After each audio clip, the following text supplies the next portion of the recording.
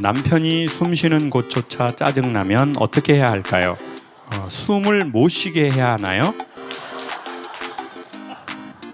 보통은 남편을 숨을 못 쉬게 한다 이런 얘기는 하지 않거든요. 이런 거는 경찰에서 조속 꾸밀 때 하는 얘기거든요. 근데 그거를 선생님은 토크쇼에 와서 쓴 거예요. 제가 어떻게 해라 마라 어떻게 하겠어요? 제가 남편의 음식에 약을 타라 마라 어떻게 하겠어요? 아니 그걸 제가 어떻게 말하냐고요. 네?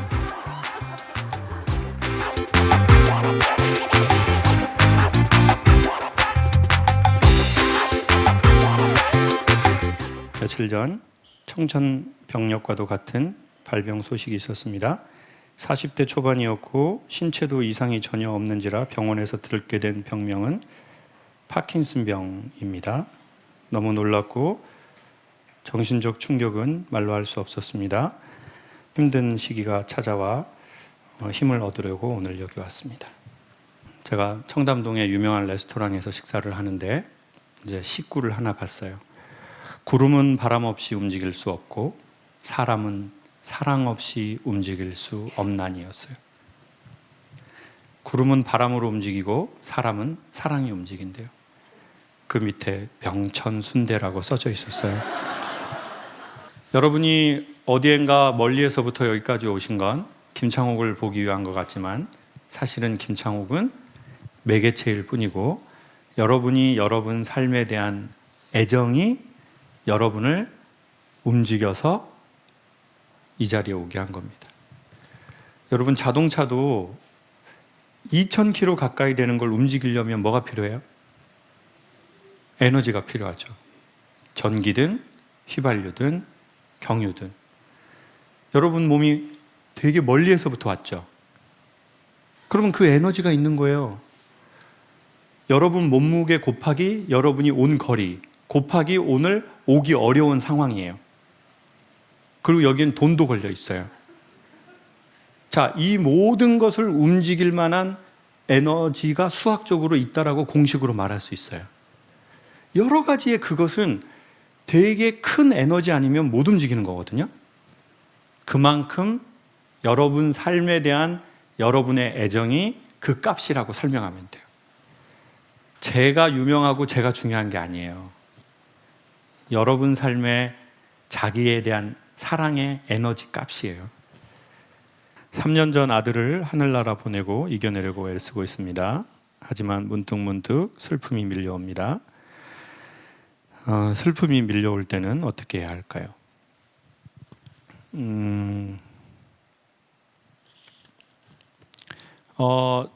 전에 그런 말씀을 한번 드린 적이 있는데 전 슬픔은 이겨내는 게 아닌 것 같아요. 그리고 특별히 배우자나 자녀, 저희 엄마가 아버지랑 평생 싸웠거든요. 그리고 제가 인식이 있는 때부터 엄마 아버지는 각방을 쓰셨어요. 근데 아버지가 돌아가시고 저희는 엄마가 되게 속 시원할 거라고 생각했어요. 아버지가 뭐 젊은 나이도 아니셨고 86세니까 뭐 딱 거의 적정한 어른들, 뭐 90 넘으면 장수하신 거잖아요. 근데 엄마가 한 달 동안 집을 안 나오는 거예요. 그리고 아버지가 저희 아버지 되게 짠 분이었거든요. 그래서 제가 엄마 쪽으로 돈 보내고 아버지 쪽으로 보내잖아요. 그럼 아버지는 당신한테 보낸 돈을 안 써요. 그리고 엄마 그 돈을 쓰려오는 거예요. 그리고 어른들이 75세가 넘으니까 돈에 엄청 더 민감하더라고요. 그래서 두 분을 따로 계좌를 보낸 거예요. 처음엔 한 계좌로 보내니까 이게 네 거냐 내 거냐 이게 막 붙은 거예요. 그래서 저는 항상 각자라고 생각합니다. 특별히 돈과 관련해서는 각자로 드려야 된다. 그래서 이제 엄마가 아버지한테 너무 스트레스 받고 그 얘기를 맨날 자식들한테 해요. 그러다가 아버지가 84세가 될 무렵에 돌 침대는 아니고 돌 뭐 이렇게 돼가지고 누워 있을 수 있는 거 있잖아요. 그 로마 황제처럼 옆으로 이렇게 누워 있는 거 아시죠? 누워가지고 포도 하나씩 따먹는 거 그거 알죠? 이제 그거에 이제 장수돌 침대는 아니었고 정수돌 침대였었어요. 장수는 별 5개인데 이건 별 3개더라고요. 그러니까 이제 이미테이션을 아버지가 사주신 거예요. 근데 엄마가 한 달 동안 거기서 안 나오신 거예요. 저희 엄마는 이제 미신을 믿으니까 와이프가 남편 죽고 한 달 동안 집 밖을 안 나가야 남편이 좋은 데로 간다는 얘기를 들으신 거예요. 제가 이렇게 사이가 좋으셨나? 이렇게 연료문을 세울 정도의 그랬나? 남편이 저희 엄마 너무 아버지 돌아가시고 스트레스 받아서 인간이 극도의 스트레스를 짧은 기간 안에 받으면 귀가 멀어버린대요. 저희 엄마 귀가 한동안 안 들려버렸어요. 아버지 돌아가시고. 근데 자녀가 우리를 먼저 떠나는 건 남편하고 사이가 안 좋아도 그런데 자녀가 우리를 떠나는 걸 어떻게 우리가, 저는 이겨낼 수 없고 지워지지 않는다라고 할 때 지울 필요가 없고 이겨낼 필요가 없다라고 생각이 들었어요. 그럼 어떻게 해야 되냐? 이겨내는 것도 아니고 지우는 것도 아니고 우리가 죽는 그날까지 그걸 갖고 가야 돼요. 제가 문신을 할 때 뭘 할까 생각하다가 저희 집에 강아지가 이제 14년 됐는데 내가 집에 가면 항상 환영해주고 내가 집에서 나올 땐 항상 눈빛이 이렇게, 오빠 나도 데려가요. 나 오빠랑 같이 있고 싶어요. 그 개 눈빛 알죠? 그리고 제가 집에 들어가면 어떻게 해요? 여러분, 집에 들어갔는데 누군가가 그렇게 환영할 수 있나요? 근데 걔가 15년을 항상 환영하고, 그리고 걔가 뭐 제가 강연을 해서 좋아합니까? 제가 어느 학교 나왔다고 좋아해요? 상대적으로 제일 숫자를 따지지 않는 것도 걔예요. 걔는 이렇게 말해요. 난 당신이어서 좋아요. 당신이 젊어서 좋다고 해요. 이뻐서 좋다고 해요. 그것도 없어요. 당신이 어느 학교 나와서 좋다고 그런 것도 없어요. 저는 그냥 당신이 좋아요. 당신하고 같이 있고 싶어요. 강아지에게도 문신을 새기고 싶은데 우리의 자녀인데, 그래서 저는 이겨내는 것이 아니라 우리 죽는 날까지 같이 가야 한다. 이 그리움을, 이 아픔을. 근데 그러려면 어머니가 건강해야 그 아픔을 갖고 갈 수 있다. 자, 엄마가 정신이 힘이 없잖아요? 그럼 그 슬픔을 갖고 갈 수가 없어요. 왜? 내가 힘든데 어떻게 이 슬픔이 나를 다 태워버리는데요? 그러니까 똑같은 말이지만 언어 표현을 조금 달리하자. 우리 아이를 내 몸에 새기듯이 내 영혼에 새겨야 되는데, 그러기 위해서는 이 슬픔을, 아이의 이름을 새기려면 엄마가 숨을 쉬어야 된다. 일단은 아무 생각 없이 웃기라 해도 돼요. 근데 우리는 이런 마음이 있어요. 아유, 내가 아이가 그렇게 되고 내가 그냥 엄마라는 년이 웃고 돌아다니고 이게 말이 돼? 이렇게 생각하니까 우리는 기쁜 곳에 안 가고 좋아지려고 하지 않고 좋은 거 안 먹고 자기를 안 세우려고 하는 거예요. 계속 애도하는 거예요. 근데 진짜 애도하려면 어머니가 건강해야 애도할 수 있고 그 죽는 날까지, 어머니 돌아가신 날까지 이걸 갖고 갈 수 있다는 거죠. 그러니 웃음의 에너지가 있는 곳으로 가고 어머니를 신나게 하는 곳으로 가야 합니다. 왜요? 아이를 영혼에 새기기 위해서. 안녕하세요, 대학원생입니다. 논문 쓰기 싫어서 반년째 미루고 있습니다. 미루지 않고 어떻게 하면 논문을 쓸 수 있을까요? 써라, 그냥 써. 나한테 물어보지 말고. 야, 너 지금 어디에 있냐? 자, 이렇게. 지금 대학원 몇 학기예요? 지금 막 학기 끝났습니다. 아, 그래요? 네. 논문 주제는 뭐예요? 아직 미정입니다. 지금 논문 쓰려는 주제가 우리 학생분이 좋아하는 주제예요? 아니면 좀 나 그렇게 좋아하는 주제나 전공은 아닌데 어때요? 좋아하는 주제로 생각하고 있습니다. 뭐 전공이에요? 제가 간호학 전공입니다. 아, 간호학 전공. 네. 어떤 걸로 쓰고 싶어요? 향후 미래에 좀 도움이 네. 될 만한 그런. 제가 보기에는 관계나 정신에 대한 얘기하면 좋을 것 같아요.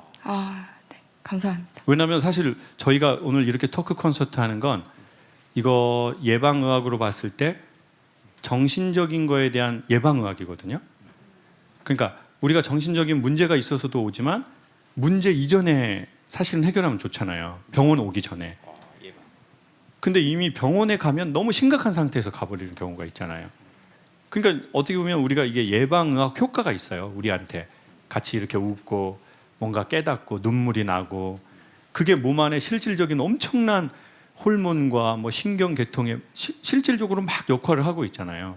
그러니까 제 유튜브하고 라이브 많이 보고 있다고 하니까 그러면 그걸 보면서 사람들은 왜 강연을 듣고 그러니까 정신의학으로 본 보건학으로 본 사람들이 강연을 듣는 이유 뭐 이런 거 해가지고 네.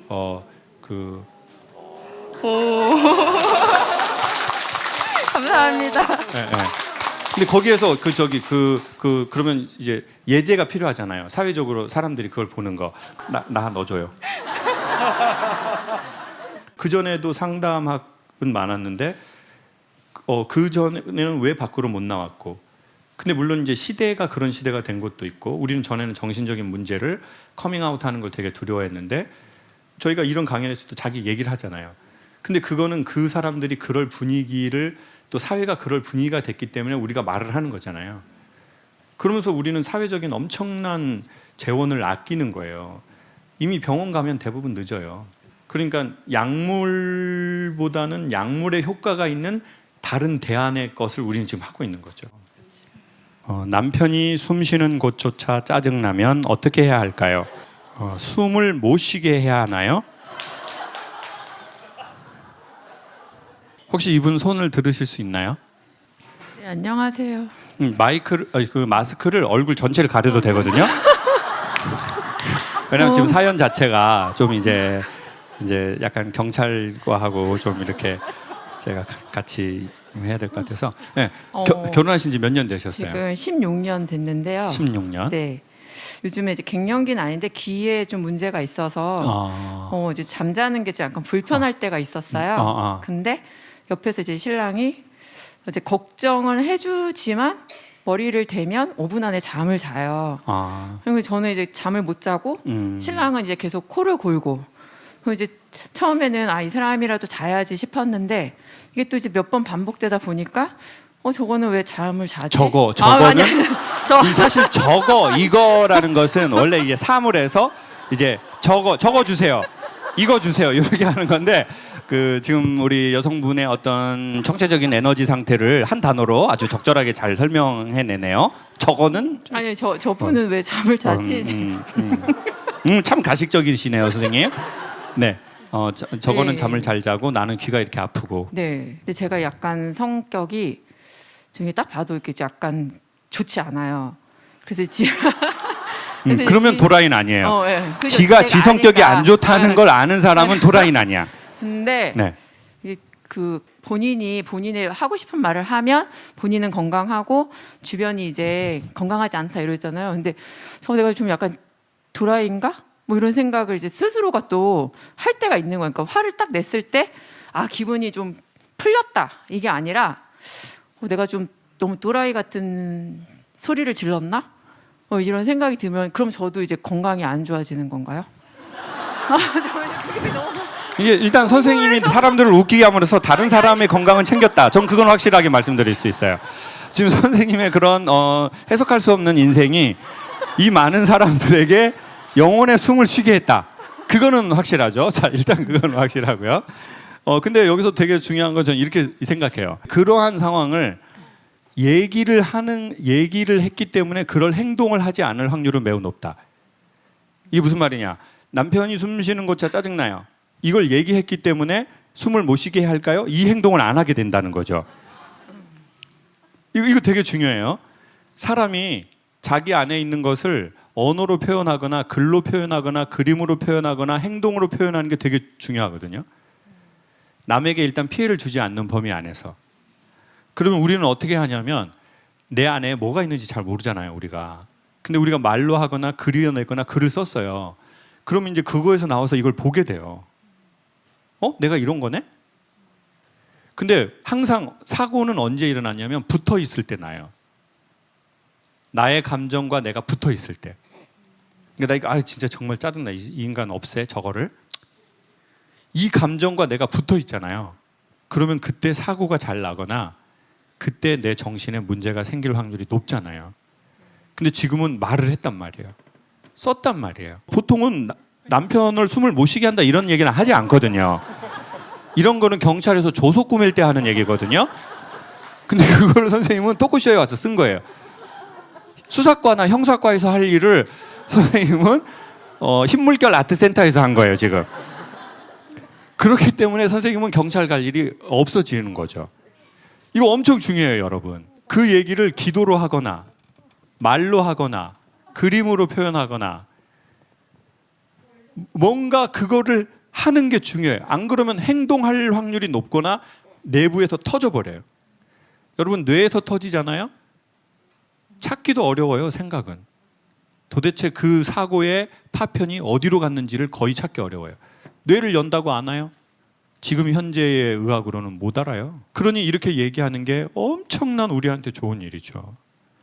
그러니 다른 분들도 혹시 그럴 만한 게 있으면 신뢰할 만한 사람이 있다면 한 번에 찾을 수는 없지만 그게 사람이 아니어도 괜찮고 그게 일이어도 괜찮고 동물이나 식물이어도 괜찮아요. 제가 어떻게 해라 마라 어떻게 하겠어요? 제가 남편의 음식에 약을 타라 마라 어떻게 하겠어요?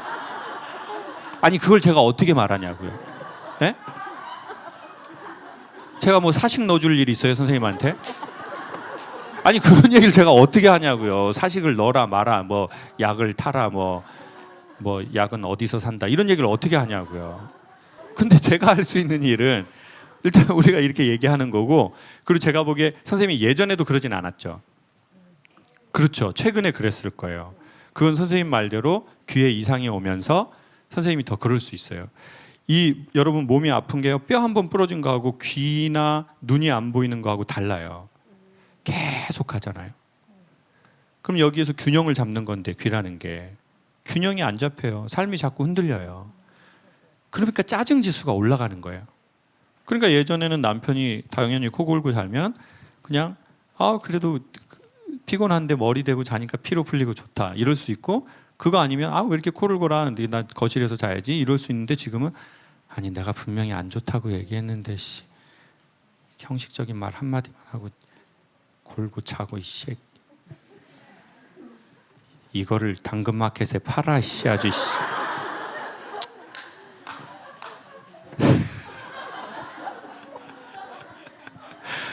그런 생각이 드는 거죠. 그러니까 지금은 일시적이다. 그런 말이 있습니다. 즐기려면 배우고 익혀라. 한국말을 할 수 있다고 해서 소통을 다 잘하는 게 아니죠. 너무 기본적인 것이어서 우리가 신경 쓰지 못했던 말하기. 이것은 삶의 방식을 보여주는 것이고 관계 맺는 방식을 보여주는 것이고 우리의 삶을 낳는 아주 중요한 씨앗을 뿌리는 것과 같은 행위인데요.